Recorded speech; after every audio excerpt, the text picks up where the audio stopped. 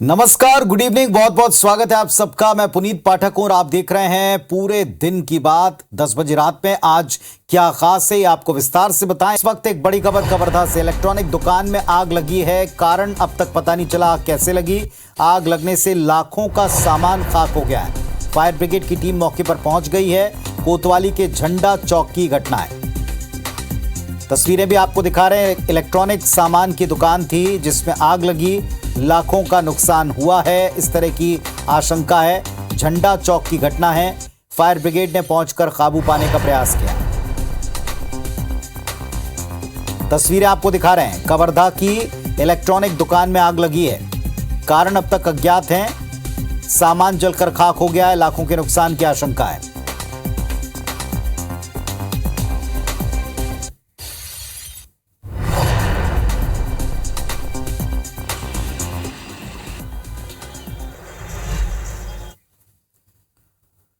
और इस वक्त आपको बता दें, दो अहम खबरें हैं। कोंडागांव विधानसभा चुनाव को लेकर पुलिस प्रशासन सख्त हो गया है।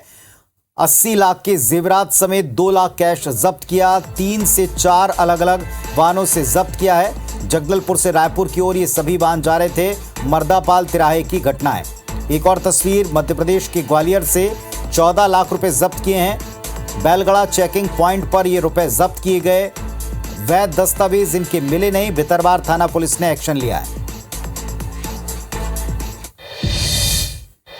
बीजापुर से खबर है, 2 नक्सली गिरफ्तार हुए हैं।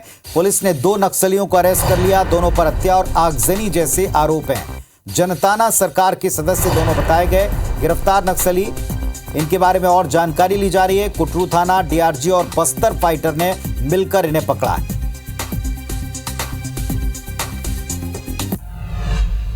मुरैना से एक बड़ी खबर भी आपको बता दें। अपचारी बालकों ने भागने का प्रयास किया। बालकों ने बाल संप्रेक्षण गृह से भागने की कोशिश की है। संप्रेक्षण गृह में अपचारी बालकों ने हंगामा किया। सूचना पर 2 पुलिसकर्मी पहुंचे, इनको भी घायल कर दिया। दोनों घायलों को जिला अस्पताल ले जाना पड़ा है। अपचारी बालकों पर कई बड़े मामले दर्ज हैं।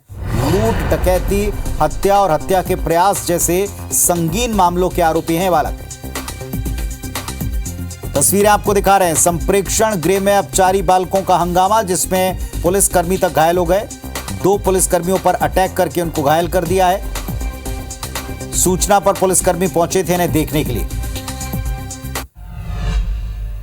और भोपाल से एक बड़ा अपडेट आपको दे दें। एग्जिट पोल के ऊपर रोक लगा दी है। भारत निर्वाचन आयोग ने यह प्रतिबंध लगाया। मीडिया के एग्जिट पोल पर प्रतिबंध है।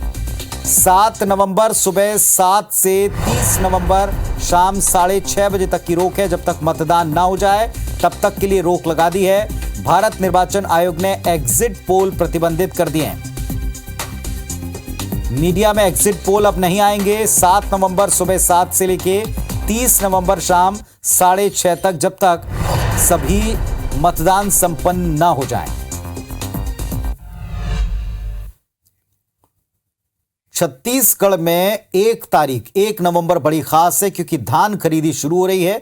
हर साल की तरह इस बार भी भारी इंतजाम है, लेकिन अब की बार बायोमेट्रिक सिस्टम नहीं लग पाया और इसके चलते बिना बायोमेट्रिक के ही धान खरीदी की प्रोसेस शुरू होगी। खरीदी शुरू होने से ठीक 1 दिन पहले खाद्य विभाग ने आदेश जारी कर दिया है। जारी आदेश में कहा गया कि पहले जारी निर्देश के तहत खरीफ वर्ष 2023-24 में धान खरीदी में बायोमेट्रिक सिस्टम लागू करने का निर्देश था, लेकिन छत्तीसगढ़ राज्य सहकारी विपणन संघ ने पत्र लिखकर यह बताया कि धान खरीदी के लिए उपार्जन केंद्रों में बायोमेट्रिक उपकरण और बाकी सिस्टम नहीं लग पाए। इसीलिए इस बार पिछले साल की तरह बिना बायोमेट्रिक सिस्टम के धान की खरीदी पूरी की जाएगी।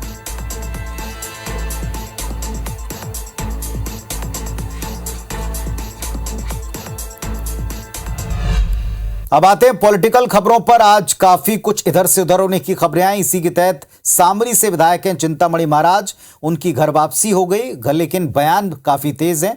बीजेपी चिंतामणि महाराज के आने से पार्टी को फायदे की बात कहती है, तो कांग्रेस पार्टी का दावा है कि चिंतामणि के कांग्रेस से जाने से कोई नुकसान नहीं होगा।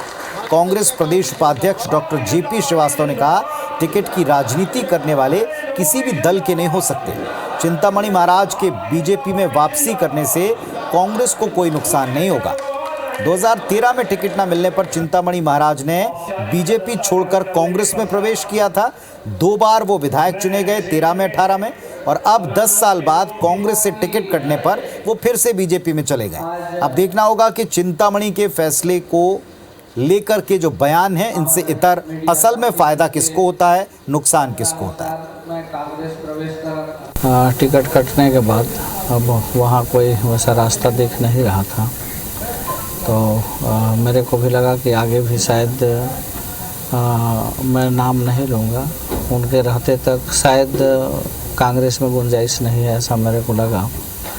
इसलिए मेरे को लगा कि हमको अगर घर वापसी हो जाए तो ज़्यादा अच्छा रहेगा। यही कार्यकर्ता घर जब वापसी आता है तो बहुत बड़ा, लेकिन चिंतामणि महाराज तो स्वयं एक बहुत बड़ी पर्सनैलिटी है और हमारे पार्टी के प्रारंभिक काल के कार्यकर्ता है, तो आने से बहुत जबरदस्त। सामरी क्षेत्र उसमें इनके जाने से, भारतीय जनता पार्टी में जाने से जो वहाँ विजय पैकरा जो उम्मीदवार हैं, उनकी न उम्मीदवारी में न जीत हार में कोई विशेष अंतर आने वाला नहीं है।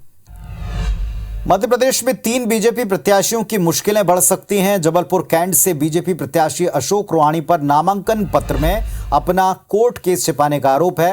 कैंट से कांग्रेस प्रत्याशी अभिषेक चिंटू चौकसे ने जिला निर्वाचन दफ्तर में इस पर आपत्ति दाखिल की। कोर्ट केस छिपाने के आरोप में अशोक रोहाणी का नामांकन रद्द करने की मांग है। इस आपत्ति के साथ जबलपुर की पनागर सीट से बीजेपी प्रत्याशी सुशील तिवारी इंदू के नामांकन पत्र में एक बड़ी आपत्ति है। वकील आशीष कुमार तिवारी ने आपत्ति दायर कर नामांकन पत्र में संपत्ति की जानकारी छिपाने का आरोप लगाया, नामांकन पत्र खारिज करने की मांग की। इस पर जिला निर्वाचन कार्यालय ने बीजेपी प्रत्याशी सुशील तिवारी इंदू से जवाब मांगा है। वहीं रायसेन में भोजपुर विधानसभा से बीजेपी प्रत्याशी सुरेंद्र पटवा का नामांकन होल्ड कर दिया है। पटवा पर 2 शपथ पत्रों में अलग अलग जानकारी देने के आरोप हैं। कल सुबह 11 बजे गौहरगंज एसडीएम दफ्तर में इस पर सुनवाई होगी। हालांकि एक्सपर्ट इसे मामूली त्रुटि बताते हैं।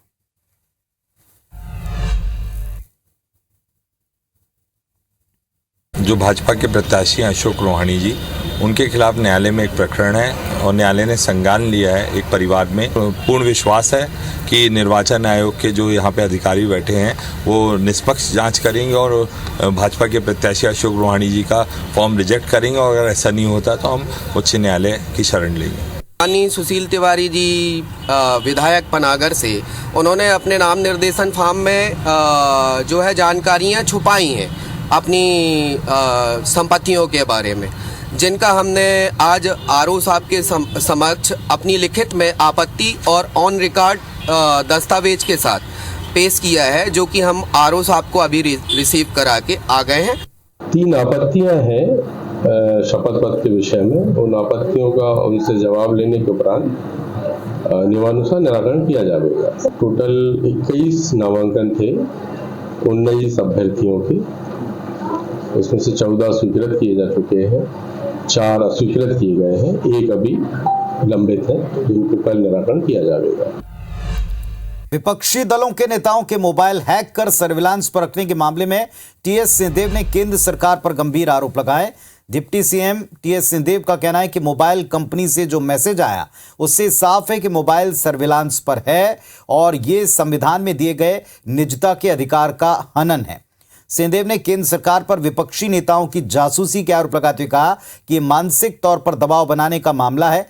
केंद्र सरकार की मानसिकता इससे साफ होती है कि वो किसी भी स्थिति में सत्ता से चिपके रहना चाहते हैं। राहुल गांधी ने प्रेस कॉन्फ्रेंस कर विपक्षी नेताओं के मोबाइल सर्विलांस पर रखने का गंभीर आरोप केंद्र पर लगाया है। डिप्टी सीएम ने केंद्र सरकार पर आरोप लगाकर इसे बेहद पक्षपातपूर्ण और गंभीर मुद्दा बताया और केंद्र सरकार की मानसिकता इससे साफ होती है कहकर कटाक्ष किया।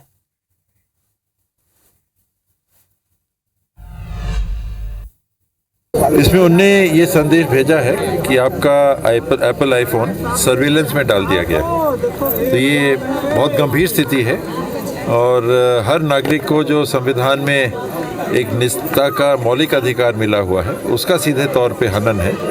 ये जासूसी करना बिना जायज प्रक्रियाओं को पूरा किए उस श्रेणी में आता है और केंद्र की सरकार किस तरह से और किस मानसिकता से चल रही है वो बातें स्पष्ट सामने आ रही है।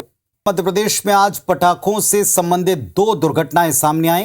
एक दमोह के फुटेरा वार्ड में बड़े पुल पर अवैध रूप से संचालित पटाखा फैक्ट्री में ब्लास्ट हो गया। 3 की जान चली गई, 11 लोग घायल हो गए, 4 लोगों को जबलपुर रेफर करना पड़ा। दमोह कलेक्टर ने मजिस्ट्रियल जांच के आदेश इसमें दे दिए हैं। कहा है कि मामले में जो दोषी होगा उसको बख्शा नहीं जाएगा। जानकारी के बाद सागर कमिश्नर वीरेंद्र रावत और आईजी प्रमोद वर्मा भी दमोह पहुंचे। उन्होंने हादसे में घायलों के मामले की जानकारी ली।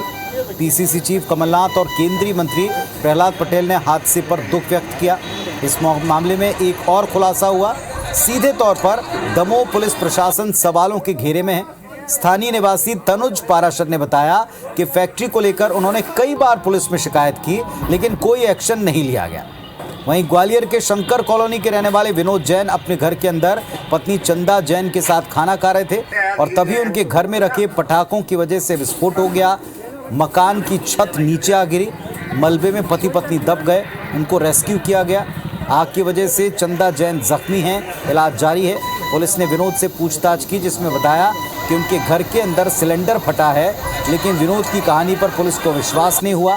विनोद के घर के अंदर पटाखों का सामान मिला है। फिलहाल पुलिस ने हादसे को लेकर पड़ताल शुरू कर दी है।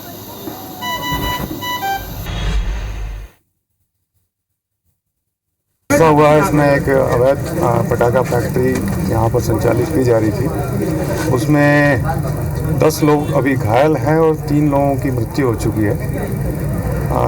अब इस सब की जांच कलेक्टर साहब द्वारा आदेशित कर दी गई है, जिसमें मजिस्ट्रियल जांच कराकर ये सारे फैक्ट्स कलेक्ट किए जाएंगे कि इसके लिए किसकी जिम्मेदारी है। जो अभी आंकड़े हमें मिले हैं और जो लोग पहुंचे हैं उसके अनुसार 13 लोगों की बॉडी मिली है, जिसमें से 3 डेड हैं और 10 का इलाज चल रहा है। एक जांच होगी और उसके अनुसार जो भी इसमें दोषी पाया जाएगा, चाहे प्रशासन का होगा, पुलिस का होगा, चाहे अन्य आम आदमी होगा, सब पे कार्रवाई होगी। 12 तारीख को हमने एसपी कलेक्टर और विस्फोटक हत्या शस्त्र शाखा में लिखित आवेदन दिया था कि दमोह में अवैध रूप से विस्फोटक सामग्री बेची जा रही है, जिस पर दमोह एसपी साहब से 27 तारीख को मैंने पूछा भी था इस पर क्या कार्रवाई हुई, तो आज दिनांक तक उन्हें इस संबंध में कोई जानकारी नहीं है। ये शंकर कॉलोनी स्थित एक घर है, उसमें रात्रि करीबन 12 बजे के आसपास विस्फोट होने की सूचना प्राप्त हुई थी।